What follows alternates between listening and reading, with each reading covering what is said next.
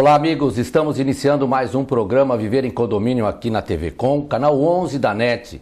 Muito obrigado pelo seu prestígio. Desde já, eu lhe aviso que se você tiver interesse em falar conosco, se utilize do nosso meio de comunicação, que é o Facebook. Vai aparecer daqui a pouquinho aí na sua tela.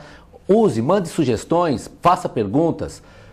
Participe conosco. É muito importante a sua presença. E também dando sugestões de tudo aquilo que você gostaria de ouvir ou também emitindo críticas. Nós precisamos ouvi-los.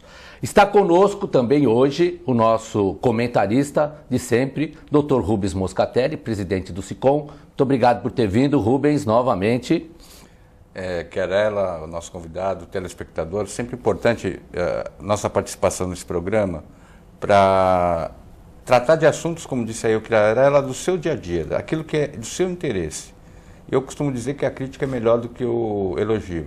Então, se tiver crítica no sentido positivo também, entre lá no Facebook, faça seus comentários, mande e-mail aí para o sindicato ou para a TV Com. O canal ou os canais estão sempre abertos. E vamos aí, que hoje o assunto é muito importante para você. Teve dengue já? Conhece alguém que teve? Hoje nós vamos trazer aqui o chefe da seção de controle de vetores da Prefeitura Municipal de Santos. É o nosso amigo Marcelo Brena. Ele está aqui conosco. Marcelo, muito obrigado pelo convite. Ele vai poder elucidar, aceitou aqui cordialmente o nosso convite para poder falar para a população e entender como é que é esse controle. Muito obrigado por ter vindo e antes das suas considerações iniciais eu já vou lhe perguntando, o que é controle de vetores? Então, olá, é um grande prazer poder participar do programa. Espero que a gente possa, nessa conversa, esclarecer, elucidar, trazer alguma informação importante para quem nos assiste. O controle de vetor, na verdade, vetor a gente precisa entender primeiro o que é. Vetor é aquele que carrega consigo alguma doença, que transmite alguma doença. Então, uma doença pode ser provocada por um vírus, por um parasita, um protozoário, uma bactéria, e algumas doenças são transportadas, elas são transmitidas através de algum vetor, quer dizer, que é algum outro ser que vai transportar essa partícula causadora de doença para aquele que vai adquiri-la. Então, no caso de dengue, o vetor já é bastante conhecido, é o mosquito Aedes aegypti, né? Outras doenças que são transmitidas por vetores que não mosquitos, a gente pode citar aí a doença de Chagas, que é transmitida pelo barbeiro, né? Então, o vetor da doença de Chagas é um barbeiro, e assim outras doenças chamadas vetoriais. Hoje na nossa cidade, o que a gente tem mesmo para controlar é a questão da epidemia da dengue. Nós não temos outra, né? Eu acho que é esse que é o ponto mesmo. Eu acho que nós estamos vivendo uma epidemia e isso vai ter que entender que não é uma responsabilidade única do poder público. Há um conjunto de responsabilidades, né? Não estou isentando o poder público, mas também não posso deixar de dizer que eu e você temos também responsabilidade para acabar com isso. Isso, exatamente. Hoje a questão mais urgente realmente é a dengue. A dengue já é uma doença que está instalada, inserida no dia a dia da Baixada Santista, infelizmente, né?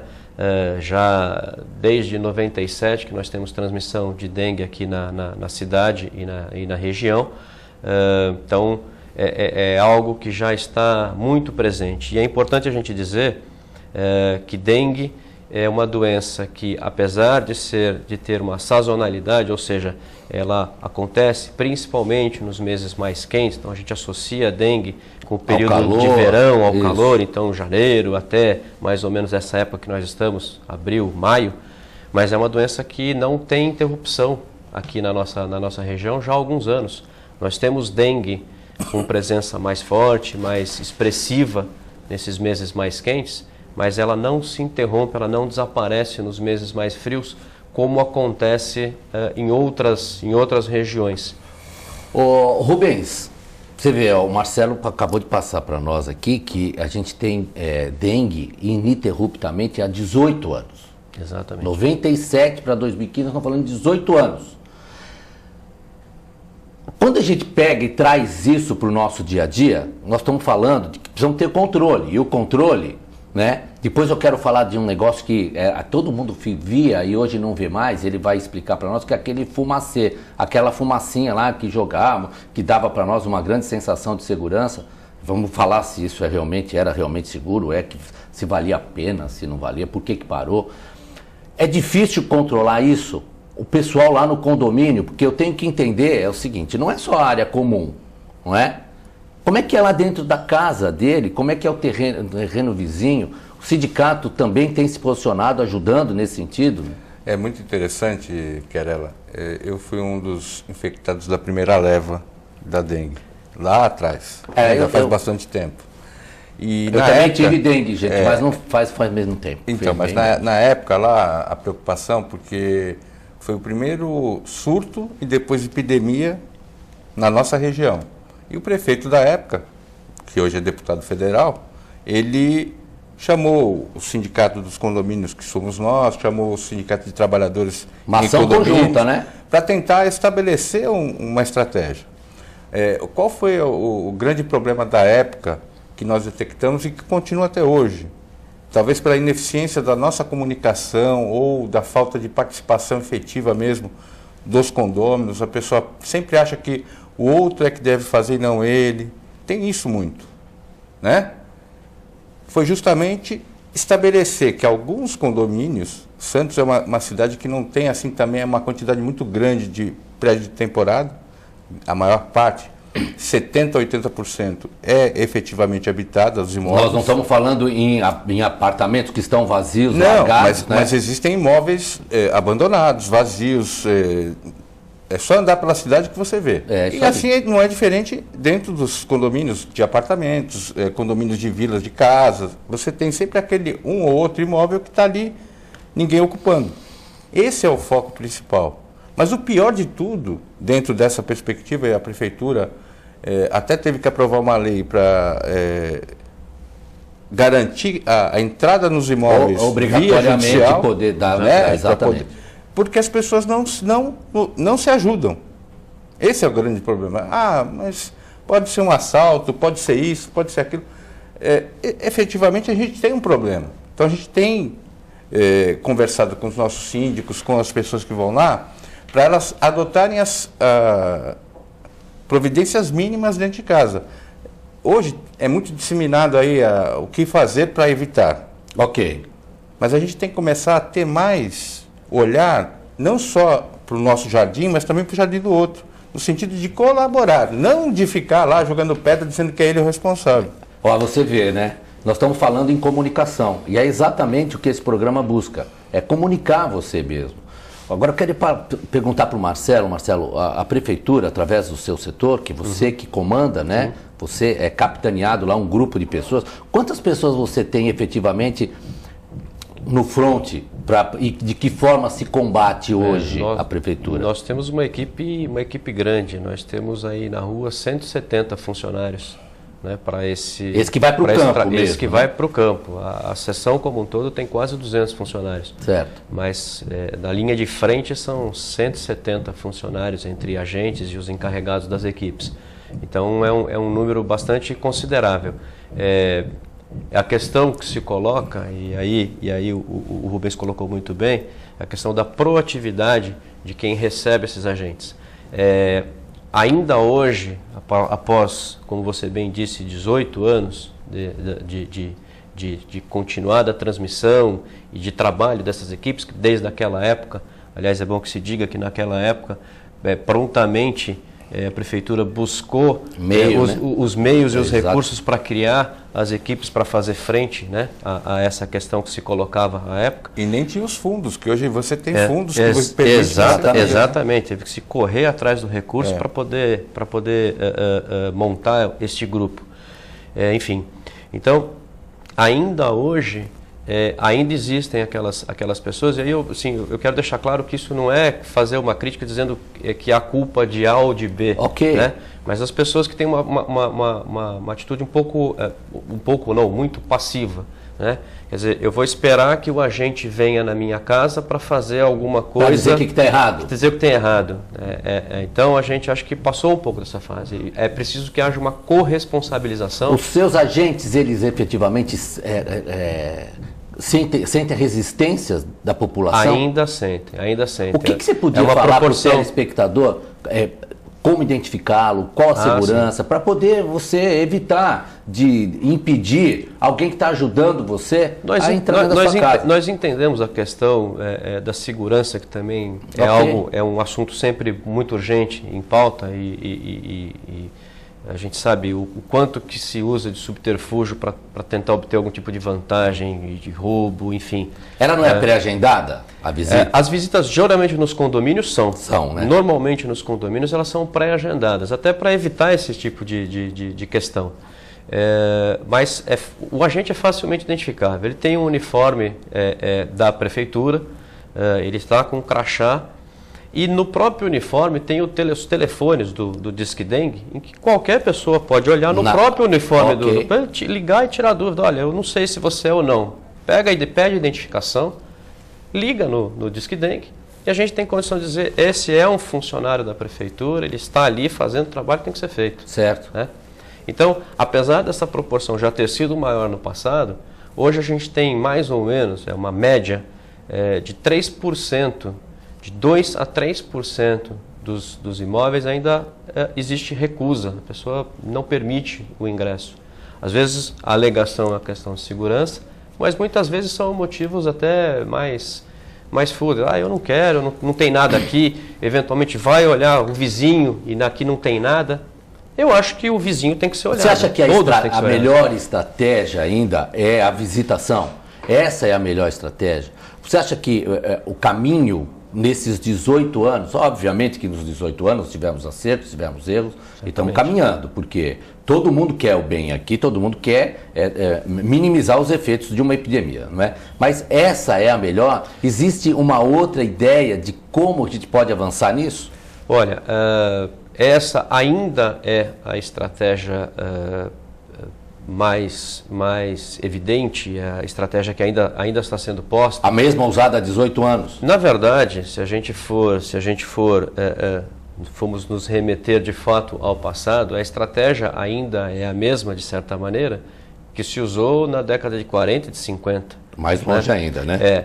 A diferença é que, na época, enfim, tempos absolutamente distintos, a figura deste agente tanto é que a denominação era guarda sanitário ou inspetor sanitário, ele tinha o próprio nome já remetia a uma ação mais policialesca, uma ação de outra forma. Hoje isso não cabe, eu acho que da maneira como hoje existe a própria questão de legalidade das ações, né? Não cabe mais esse tipo de ação policialesca. Mas ela ainda é necessária exatamente por um outro dado que é relevante de algumas pesquisas realizadas no âmbito estadual, aqui em Santos inclusive, de que informação as pessoas já detêm. Informações expressivas sobre a doença, o vetor, sobre a forma de controle. Mas elas têm um caráter proativo, elas agem? Esse é justamente o resultado da pesquisa. 80%, 90% quase das pessoas têm conhecimento, mas é uma proporção muito menor, né? Menos de 40%, que de fato transformam esse conhecimento em ação. Olha, nós vamos ter que fazer um break aqui, depois eu queria ver se o Rubens concorda com essas coisas, e todos os números de pesquisa certamente nos auxiliam, ou às vezes também elas são favoráveis a alguma outra coisa. Nós vamos perguntar para você. E eu queria deixar antes do break também uma questão do fumacê. Nós vamos trazer aquela fumacinha, sabe, que passava, detetizando o seu ambiente. Espera um pouquinho, nós já vamos voltar já.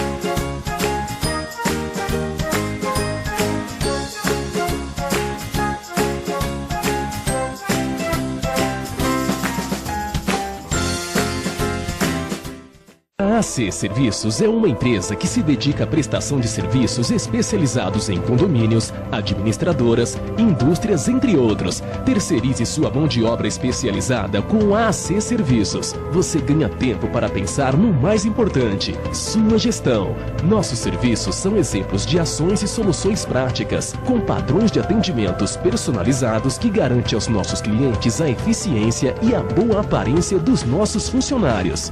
AC Serviços. Telefone 3324-3057. Se você quer algo diferente e está por dentro de tudo que acontece em sua cidade, mande dicas, sugestões de pauta pela nossa fanpage facebook.com/tvcom.santos. Interaja com a programação da sua TV Com. TV Com, interagindo com você.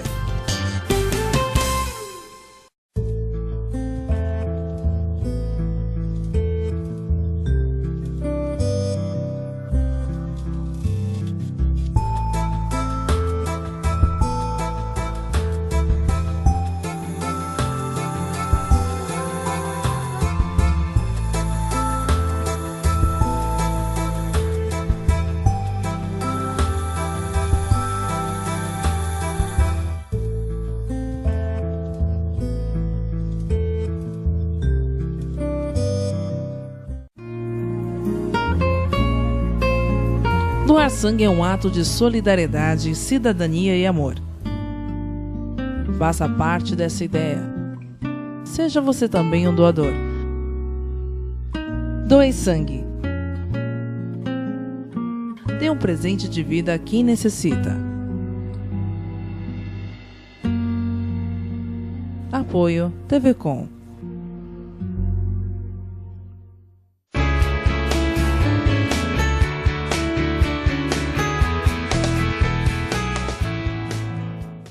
Estamos de volta com o nosso programa Viver em Condomínio aqui na TV Com, canal 11 da NET.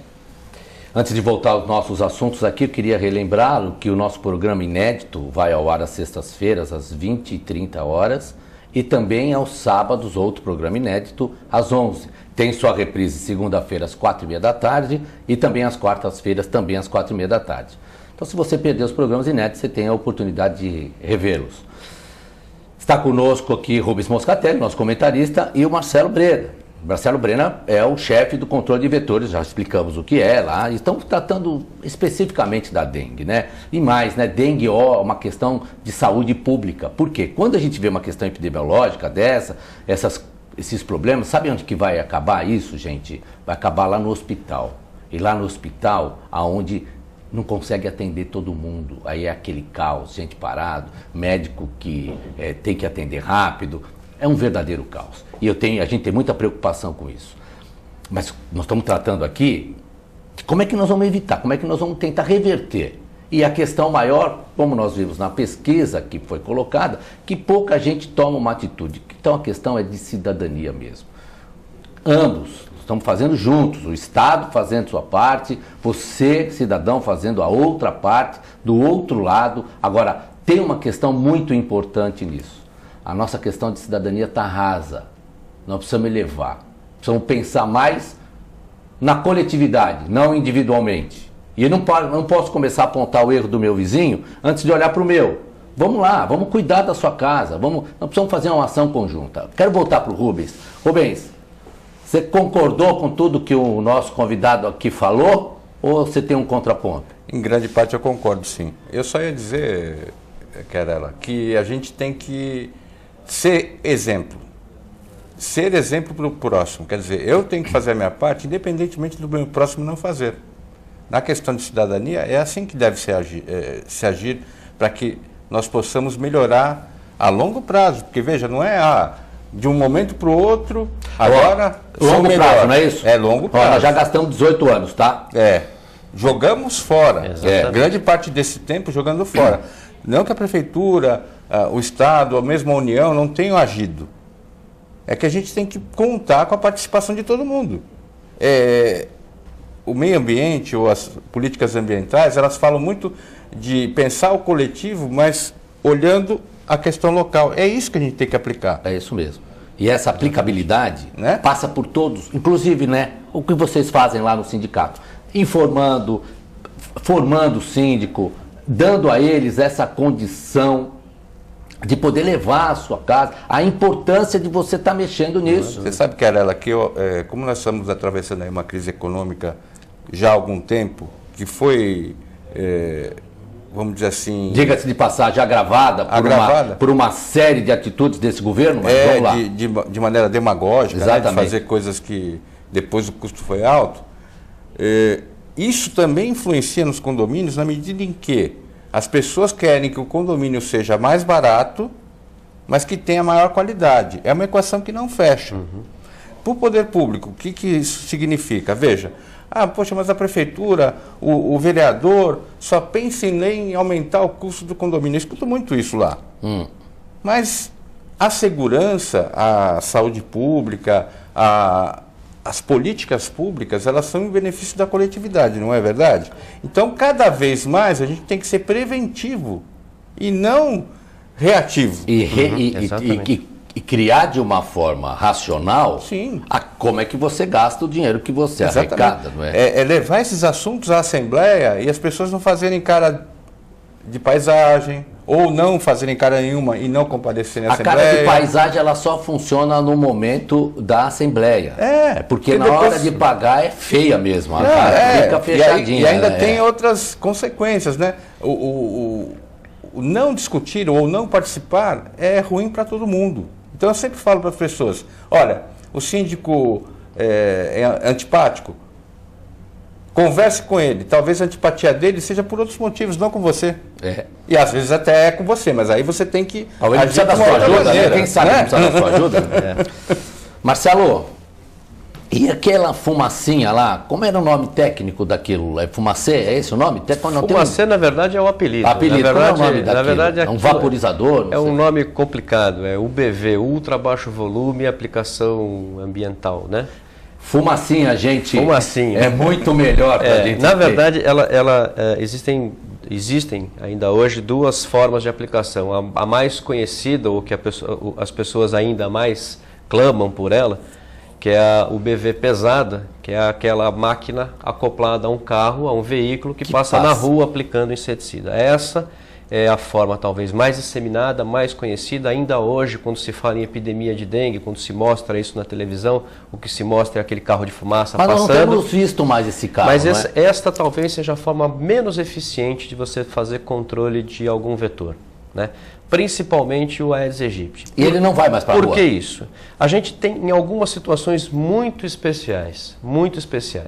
Existe uma outra forma, que é o que a gente usa com mais frequência, que é a mesma UBV, só que com equipamento portátil. É aquele funcionário nosso que parece um astronauta, vestido dos pés à cabeça, com máscara, com gorro e com uma máquina barulhenta nas costas. É praticamente o mesmo princípio, né?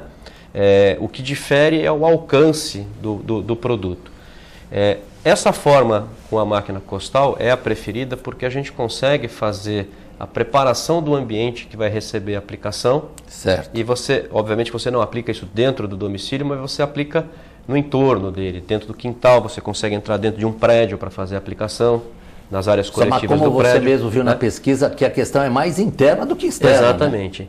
O carro de fumaça, que é o que as pessoas mais se remetem quando falam do fumacê, quer dizer, a UBV pesada, ela tem algumas restrições muito sérias, principalmente para uma região como a nossa. Especificamente na nossa cidade, a gente tem sérios problemas para aplicação. Quais sejam? Primeiro, o mosquito é um mosquito de hábitos absolutamente domiciliares. O Aedes aegypti é um mosquito que se alberga, se abriga dentro da residência, né?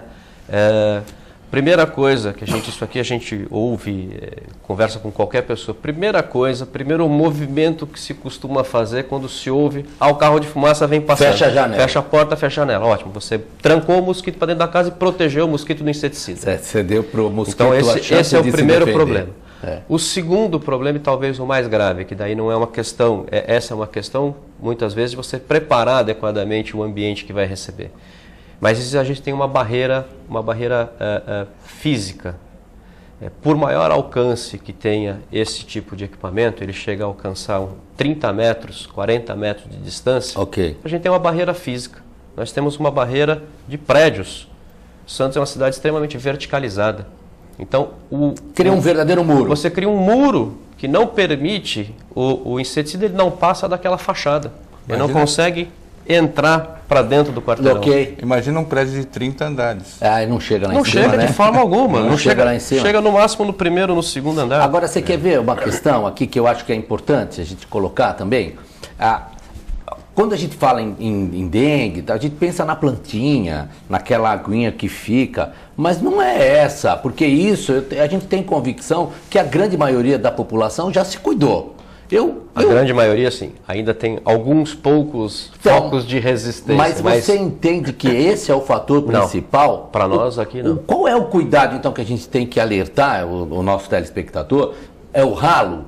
É o terreno do vizinho? Então, nessas questões, aonde que eu vou? Onde que eu posso denunciar?